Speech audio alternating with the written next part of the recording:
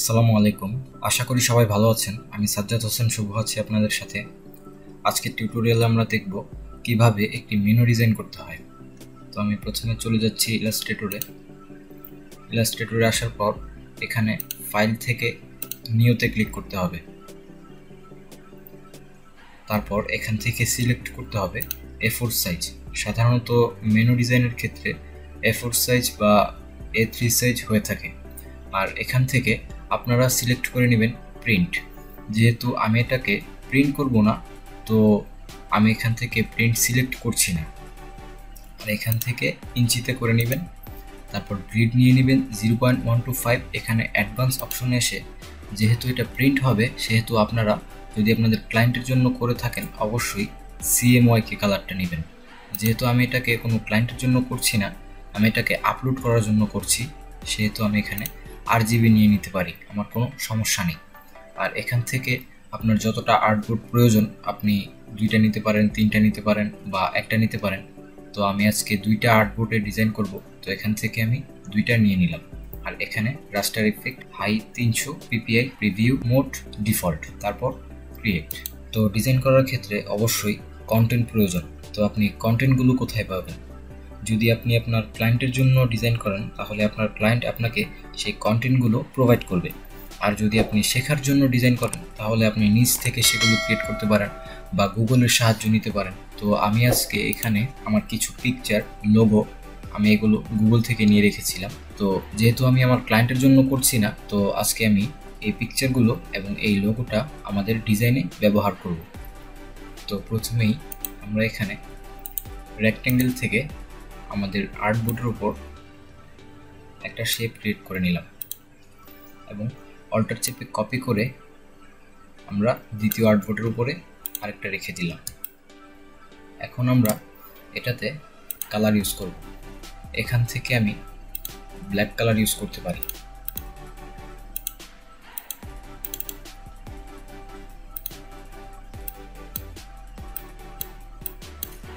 For example আমি এখানে black কালারটা নিয়ে নিলাম। এখন আমরা এটাতে একটা গ্রেডিয়েন্ট ইউজ করব। তার জন্য আমরা আরেকটা কালার নিয়ে নিব। সাপোজ আমি এখান থেকে এই কালারটা নিয়ে নিলাম এবং এখানে আমরা চলে আসব মেশ টুল। অবশ্যই এটা সিলেক্ট থাকা অবস্থায় থাকতে হবে। এখন আমরা আর্টবোর্ডের ঠিক মাঝখানে একটা ক্লিক করে দিলাম। আমাদের আর্টবোর্ডে গ্রেডিয়েন্ট দেওয়া হয়ে গেছে। এখন আমরা এটাকে চাইলে অবজেক্ট থেকে লক করে দিতে পারি। আমি এটাকে লক করে দিলাম। তো এখন আমরা আমাদের পিকচার এবং লোগো 2টা নিয়ে আসতে পারি।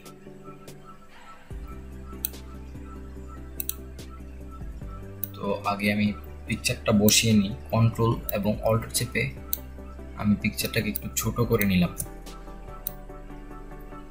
এবং এটাকে আমি একদম মিডলে দিয়ে দিলাম। আপনারা চাইলে এখান থেকে অ্যালাইন করেও মিডলে দিতে পারেন। এখন আমরা আমাদের পিকচারের নিচে একটা শ্যাডো ক্রিয়েট করব। আচ্ছা, আমরা পিকচারটাকে আরেকটু ছোট করে নিই। ওকে, তারপর আমরা এখানে রেক্ট্যাঙ্গেলে এসে ইলিপস টুল নিয়ে নিব। ইলিপস টুল নিয়ে আমরা জাস্ট এখান থেকে এইভাবে ধরে একটা শ্যাডো ক্রিয়েট করব। আমরা এটাকে কালার দিয়ে দিতে পারি ব্ল্যাক। তারপর আমরা চলে যাব এখানে ইফেক্ট থেকে চলে যাব ব্লার থেকে গসিয়ান ব্লার। এখানে আমি 30 দিয়ে দিলাম, তারপর প্রিভিউ, তারপর ওকে। এখন যদি আমরা এখান থেকে এটার অপাসিটিটা কমিয়ে দিই, ফর এক্সাম্পল আমি 40-এ রেখে দেখতে পারি। হ্যাঁ, আমাদের শ্যাডোটা কিন্তু মোটামুটি বোঝা যাচ্ছে। আমি শ্যাডোটাকে আরেকটু উপরে নিয়ে যেতে পারি। এখন আমরা আমাদের লোগোটা বসাতে পারি। আমি আবারও শিফট এবং অল্টার চেপে লোগোটাকে একটু ছোট করে নিলাম। প্রথমে আমরা লোগোটা বসাবো এই জায়গায়। এখন আমরা আমাদের যে সাপোজ আমি রেস্টুরেন্টের জন্য করছি, তো আমরা একটা নাম দিতে পারি। এখানে আমি চলে গেলাম টেক্সট টুলে এসে আমরা এখানে ফন্টের সাইজ বাড়িয়ে নিতে পারি। ফন্টের সাইজ বাড়িয়ে নিলাম এবং এখানে আমরা লিখতে পারি পিৎজা হাট। আমরা এখান থেকে ফন্ট চেঞ্জ করে আমরা এই ফন্টটা ইউজ করতে পারি এবং আমরা এটার কালারটা চেঞ্জ করে দিয়ে দিব হোয়াইট। আমরা ফন্টের সাইজটা আর একটু বাড়িয়ে নিই, আমরা 90 বা 95 রাখতে পারি। আচ্ছা, আমরা 90-তে রাখলাম এবং আমরা পিকচারটাকে একদম শ্যাডোটাকে ধরে আর একটু নিচে নিয়ে আসি। এখন আমরা এটাকে একটু অ্যালাইন করে নিই। আমরা এই শেপটাকে এখন ডিজাইন হিসাবে ব্যবহার করতে পারি। সাপোজ আমি এই শেপটাকে নিয়ে নিলাম এবং এখান থেকে অ্যালাইন করে নিলাম। আমরা এই শেপটাকে এখান থেকে রাউন্ডেড করে দিব। আমরা এটাকে সিলেক্ট করে 75 দিয়ে দিলাম এবং এই পাশেও 75 দিয়ে দিলাম। আমরা শেপটাকে আর একটু চিকন করে নিতে পারি। আমরা এখানে এটাতে স্ট্রোক কালার ইউজ করতে পারি। আমি স্ট্রোক দিয়ে দিলাম 4 এবং স্ট্রোকে আমরা ফর এক্সাম্পল এই কালারটা ইউজ করলাম। এখান থেকে আমরা কালারটা একটু গাঢ় করে নিতে পারি। হ্যাঁ, আমরা আমাদের নামটা বসিয়ে দিলাম। আমরা শেপটাকে আর একটু বাড়িয়ে নিই। অবশ্যই ডিজাইন করার সময় ধৈর্য নিয়ে ডিজাইন করবেন। এমন নয় যে আপনি ডিজাইন করে ফেলেছেন বা আপনি ডিজাইনটা আর কাটতে পারবেন না। হয়তো আপনার ডিজাইন শেষ, কাজ শেষ, কিন্তু দেখা গেল ছোট্ট একটা কাজের জন্য আপনার ডিজাইনটাই বাদ হয়ে গেল। তো তখন আপনাকে কি করতে হবে, সেই প্রথম থেকে আপনার ডিজাইনটা কিন্তু কেটে ফেলতে হবে, কেটে আবার নতুন করে ডিজাইন করতে হবে। তো সেই ক্ষেত্রে ধৈর্য হারা হলে অবশ্যই চলবে না, ধৈর্য নিয়ে অবশ্যই ডিজাইন করতে হবে। তো চলুন আমরা কাজে চলে যাই। আমরা শেপটাকে এবং আমাদের নামটাকে সিলেক্ট করে আমরা এখানে অ্যালাইন টু সিলেকশনে দিয়ে দিলাম এবং এখান থেকে আরেকবার অ্যালাইন করে নিলাম। আমরা মাউসের রাইট বাটন ক্লিক করে এটাকে একটা গ্রুপ করে নিতে পারি। আমরা এটাকে আর একটু উপরে নিয়ে যাই। এখন আমরা আবার চলে যাব টেক্সট টুলে। টেক্সট টুল থেকে এখানে আমরা ফন্টটাকে চেঞ্জ করে নিই। আমরা এখানে মনসিরাত ইউজ করতে পারি, মনসিরাত বা লেটো, যেটা প্রয়োজন আপনি ব্যবহার করতে পারেন। তো আমি এখানে মনসিরাত ইউজ করলাম। আমরা এখান থেকে আমরা নাম দিতে পারি। আমরা এখানে এই লেখাটাতে এই স্ট্রোক কালারটা ইউজ করতে পারি। তার জন্য আমরা এটাকে প্রথমে আনগ্রুপ করে নিই। তারপর আমরা এটাকে সিলেক্ট করে আমরা এখান থেকে জাস্ট কোডটা কপি করে নিব। এখন আমরা এই লেখাটাতে এই কোডটা পেস্ট করে দিতে পারি। আমরা ফন্টটা একটু চেঞ্জ করে নিই, মিডিয়াম ইউজ করতে পারি এবং আমরা ফন্টের সাইজটা কমিয়ে নিব। ফর এক্সাম্পল আমি 45 দিয়ে দিলাম এবং এটাকে আমি এখানে অ্যালাইন টু কার্ডবোর্ড রেখে অ্যালাইন করে দিলাম। তারপর আমরা এটাকে সিলেক্ট করে নিচে আরো 2টা কপি করে নিই। আমরা এখানে জাস্ট লিখতে পারি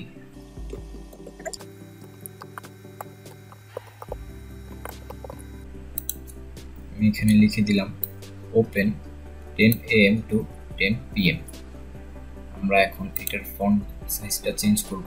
আমরা এখানে ফন্ট ইউজ করতে পারি লাইট এবং এখানে এটার কালার চেঞ্জ করে আমরা ইউজ করব হোয়াইট এবং আমরা সাইজটাও একটু কমিয়ে নিব। সাপোজ আমি 30 দিয়ে দিলাম, এখান থেকে এটাকে অ্যালাইন করে নিলাম। এখন আমরা আবার চলে যাব রেক্ট্যাঙ্গেল টুল, এখানে জাস্ট শেপ ক্রিয়েট করে নেব।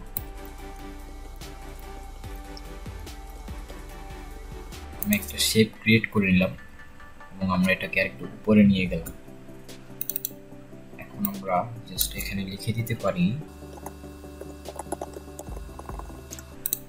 আমি জাস্ট এখানে লিখে দিলাম ডেলিভারি, তারপর নাম্বারটা দিয়ে দিলাম। এখন আমরা এই ফন্টটাকে চেঞ্জ করে এই ফন্টটা দিয়ে দিতে পারি। এটাকে এখান থেকে অ্যালাইন করে নিলাম, তারপর এটাকে আরেকটু উপরে নিয়ে গেলাম। তারপর এটাকে আমরা আরেকটা কপি করে নিব, জাস্ট এখানে আমরা দিয়ে দিতে পারি। এখানে আপনারা ঠিকানা ইউজ করতে পারি। ফর এক্সাম্পল আমি এখানে ইউজ করলাম ওয়াশিংটন। আমরা এখান থেকে এটাকে আবার অ্যালাইন করে দিলাম। আচ্ছা, আমার মনে হয় আমরা এই ফন্টগুলোর সাইজটা একটু কমিয়ে দিতে পারি। আমি শিফট চেপে সবগুলোকে সিলেক্ট করে এখানে 20 দিয়ে দিলাম, এখান থেকে অ্যালাইন করে দিলাম। আমরা এই ফন্টটাকে একটু চেঞ্জ করতে পারি। আই থিঙ্ক এটা ভালো দেখাচ্ছে। এটাকে একটু উপরে নিয়ে যাই। হ্যাঁ, আমাদের মোটামুটি এক পাশ কিন্তু ডিজাইন করা শেষ। পরবর্তীতে চাইলে আমরা আরো কিছু ডিজাইন অ্যাড করতে পারি। তো এখন আমরা আমাদের সেকেন্ড আর্টবোর্ডটাকে ডিজাইন করব। তো আমি এখান থেকে এর মতোই নিয়ে নিলাম ব্ল্যাক। এখানে আর কোনো গ্রেডিয়েন্ট ইউজ করব না, এখানে শুধু ব্ল্যাকই থাকবে। আমরা এখানে অবজেক্ট থেকে এটাকে লক করে দিলাম। এখন আমরা চলে যাব এখান থেকে টেক্সট টুল। আমরা কালার দিয়ে দিব, আমরা এই কালারটা ইউজ করতে পারি এবং এখানে আমরা লিখে দিতে পারি। ফর এক্সাম্পল আমি লিখে দিলাম মেনু। ফন্টটাকে আমরা চেঞ্জ করে দেব। ফন্টটাকে চেঞ্জ করে আমরা এই ফন্টটাকে ইউজ করতে পারি। ফন্টটাকে আমরা একটু বড় করে নিলাম। আচ্ছা, আমরা ফন্টটাকে চেঞ্জ করে দিই, ফন্টটা ভালো দেখাচ্ছে না। তো আমি এই ফন্টটাতেও মনসিরাত ইউজ করলাম এবং এখান থেকে আমরা সাইজটা কমিয়ে নিতে পারি। সাপোজ আমি দিয়ে দিলাম 85 এবং এখান থেকে আমরা এটাকে অ্যালাইন করে নিলাম। এখন আমরা এখানে একটা শেপ ড্র করে নিব এবং আমরা এটার ফিল কালারটা অফ করে স্ট্রোক ইউজ করব জাস্ট 2 pt। এটাকে আমরা এখান থেকে অ্যালাইন করে নিলাম। এখন আবারও আমরা চলে যাব টেক্সট টুলে। এখানে ফর এক্সাম্পল আমরা লিখে দিতে পারি পিৎজা। আমি কালারটা চেঞ্জ করে হোয়াইট দিয়ে দিলাম এবং এখানে আইড্রপার দিয়ে আমরা এই টেক্সটটা ইউজ করে নিলাম এবং আমরা এই টেক্সটার সাইজটা একটু বাড়িয়ে নিব। ফর এক্সাম্পল আমি 40 দিয়ে দিলাম এবং এখানে এটাকে বসিয়ে আবারও আমি অ্যালাইন করে নিলাম। এখন আমরা চলে যাব পেন টুলে গিয়ে আমরা একটা শেপ ড্র করে নেব।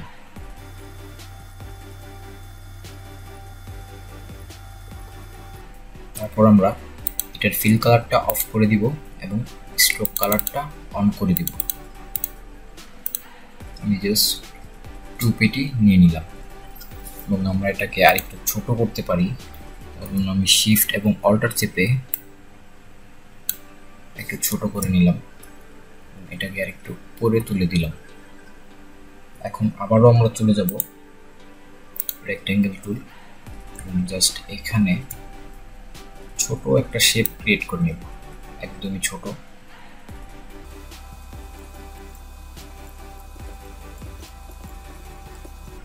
আমি একটা শেপ ক্রিয়েট করে এটাকে অ্যালাইন করে নিলাম, এটাকে এটার মিডলে নিয়ে আসলাম।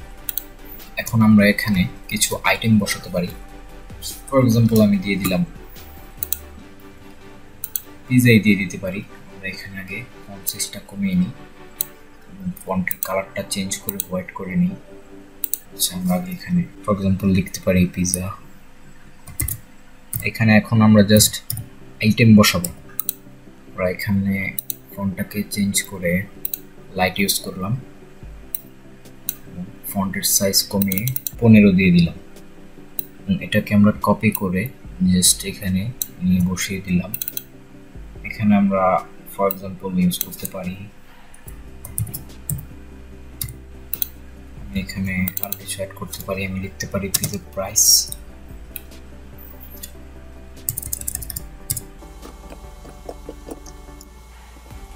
এখন যদি আমরা এটাকে একটা গ্রুপ করে নিই, এখান থেকে আমরা একটা গ্রুপ করে নিলাম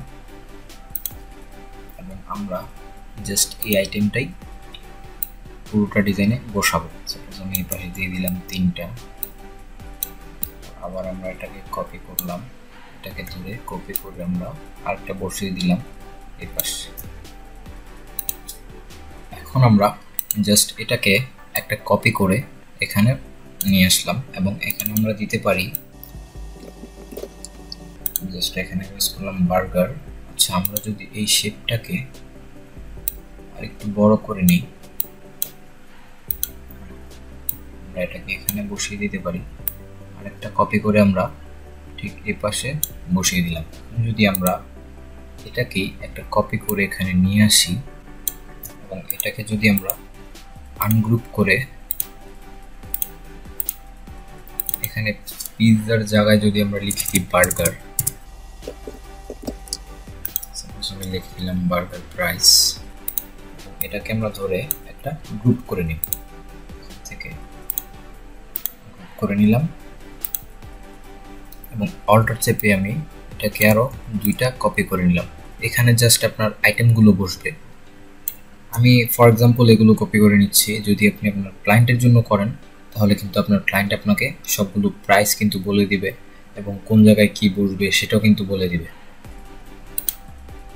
তো আমি আবারও এটাকে ধরলাম এবং কপি করে এই পাশে বসিয়ে দিই। এখন আমরা এই শেপটাকে সিলেক্ট করে এবং শিফট চেপে এই শেপটাকে সিলেক্ট করে এবং এটা সহ সিলেক্ট করে নিলাম। আমরা এখানে এই শেপটা সহ সিলেক্ট করে নিলাম। এখন আমরা অল্টার চেপে এখানে এটাকে আরেকটা কপি করে নিলাম। এখন আমরা যদি এখানে বসিয়ে দিই ড্রিঙ্কস এবং এখান থেকে আমি করে দিলাম অ্যালাইন। আচ্ছা, আমরা যদি এটাকে আরেকটু নিচে নিয়ে আসি তাহলে ভালো হয়।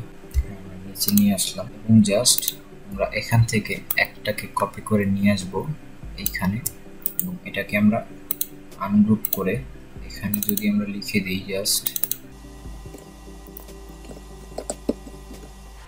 ড্রিঙ্কস প্রাইস, আমি লিখে দিলাম। এখন আমরা এই দুইটাকে সিলেক্ট করে অবজেক্ট থেকে একটা গ্রুপ করে নিলাম। এটাকে আমরা আরেকটু নিচে নিয়ে আসতে পারি এবং এটাকে আমরা আরো 2টা কপি করে নিব এবং এখানে আমরা আবার ওইটাকে ধরে সিলেক্ট করে অ্যালাইন টু সিলেকশনে ক্লিক করে আমরা অ্যালাইন করে দিলাম। তারপর আমরা অল্টার চেপে জাস্ট এটাকে একটা কপি করে পাশে বসিয়ে দিলাম। এখন হচ্ছে আমাদের অ্যালাইন করার পালা। তো আমরা ডিজাইন কিন্তু আমাদের শেষ প্রায়, এখন আমরা জাস্ট অ্যালাইন করব। এটাকে ধরে আমরা জাস্ট অ্যালাইন করে দিলাম। তো আমি একটা একটা করে অ্যালাইন করে নিচ্ছি।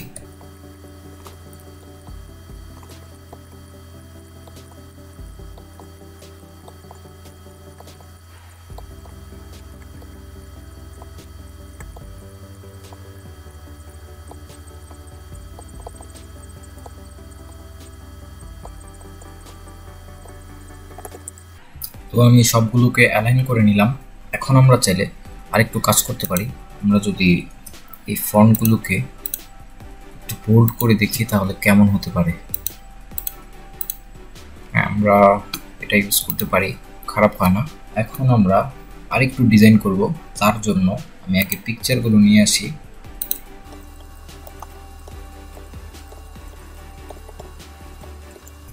আমি পিকচারগুলো নিয়ে আসলাম। এখন আমরা এখান থেকে নিয়ে নিব ইলিপস টুল।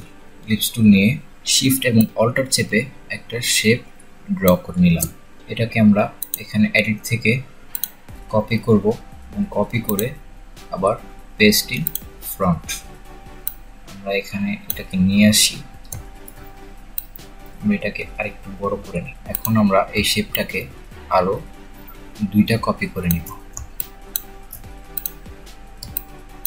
এখন আমরা আমাদের পিকচারগুলো জাস্ট এখানে নিয়ে আসব এবং অবশ্যই এই শেপটা পিকচারের উপরে থাকতে হবে, তাহলে না হলে কিন্তু ক্লিপিং মাস্ক হবে না। তো আমি 2টাকে সিলেক্ট করে ধরলাম এবং এখান থেকে ক্লিপিং মাস্ক করে দিলাম। আমরা এগুলোকেও ঠিক একইভাবে করে নিব। এখন আমরা এই শেপটার ফিল কালারটা অফ করে দিব এবং এখানে স্ট্রোকটা দিয়ে দিব। আমরা 2 ইউজ বা 3 ইউজ করতে পারি। আচ্ছা, আমরা 2 ইউজ করব। এখান থেকে 2 ইউজ করলাম। একটা শেপের সাথে আমরা কপি করে এই শেপটাকে বসিয়ে দিব।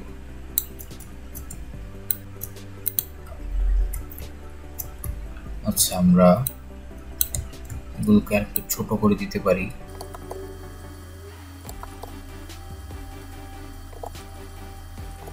এগুলোকে ছোট করে নিলাম এবং আমরা সবগুলোকে সিলেক্ট করে এখান থেকে অ্যালাইন করে দিলাম এবং আমরা এটাকে একটা গ্রুপ করে নিব এবং আবারও এটাকে সিলেক্ট করে এখান থেকে অ্যালাইন টু আর্টবোর্ডে দিয়ে এটাকে অ্যালাইন করে দিলাম। তো আমাদের কাজ শেষ। এখন আমরা এটাকে চাইলে ক্লিপিং মাস্ক করতে পারি।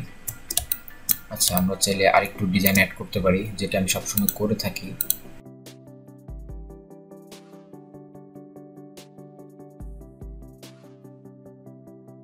এখন যদি আমরা এটাকে এখানে বসিয়ে দিই, জাস্ট এখানে একটা বসিয়ে দিলাম, আর একটা বসিয়ে দিলাম, কপি করে এটাকে এখানে বসিয়ে দিলাম। আমরা এটাকে আরেকটা কপি করতে পারি, কপি করে এখানে একটা বসিয়ে দিলাম, আরেকটা এখানে বসিয়ে দিলাম। এটা জাস্ট সৌন্দর্যের জন্য বসানো। এখন আমি অবজেক্ট থেকে এটাকে আনলক করে দিব এবং এটাকে আমরা করে নিব ক্লিপিং মাস্ক। তার জন্য আমরা এখান থেকে রেক্টেঙ্গেল নিয়ে ঠিক এইখানে ধরে টুক পর্যন্ত নিয়ে নিলাম, এতটুক পর্যন্ত নিয়ে নিলাম। তারপর সবগুলোকে সিলেক্ট করে মাউসের রাইট বাটনে ক্লিক করে এখান থেকে ক্লিপিং মাস্ক করে দিলাম। ঠিক একইভাবে আমরা এটাকেও করে নিব।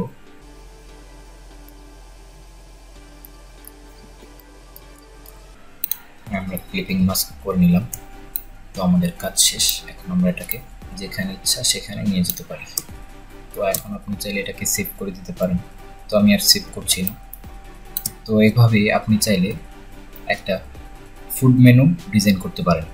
অবশ্যই ডিজাইন করার সময় অনেক ধৈর্য নিয়ে ডিজাইন করবেন। যেহেতু আমি এটা টিউটোরিয়াল বানিয়েছি, তেমন একটা ধৈর্য নিয়ে করি নাই। একটু যেহেতু ভিডিওটা বড় হয়ে যেতে পারে, তো আমি এটা তাড়াতাড়ি করার চেষ্টা করেছি। তো আপনারা খুব ধৈর্য নিয়ে কাজটা করবেন। তো যদি আমার ভিডিওটি ভালো লেগে থাকে, অবশ্যই আমার ভিডিওটিতে একটি লাইক দিবেন এবং অবশ্যই আমার চ্যানেলটি সাবস্ক্রাইব করবেন। তো দেখা হচ্ছে নেক্সট কোনো টিউটোরিয়ালে। সে পর্যন্ত ভালো থাকুন, সুস্থ থাকুন। আসসালামু আলাইকুম।